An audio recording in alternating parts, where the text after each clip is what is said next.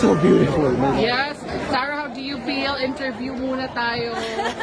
I And am so excited to go home and bring home this crown to the Philippines.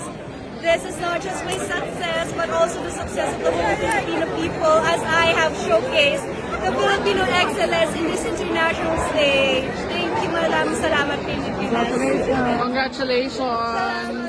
I love the gown. Congrats to Rian Fernandez. Thank you, Daddy Rian Fernandez. Sobrang ganda. I love the performance. Love it.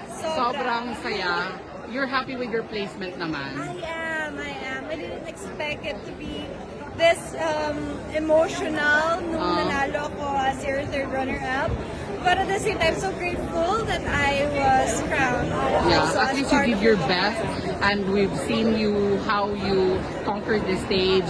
Ang ganda ng register sa camera. As in, grabe.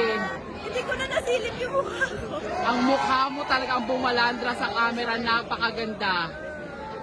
Congratulations!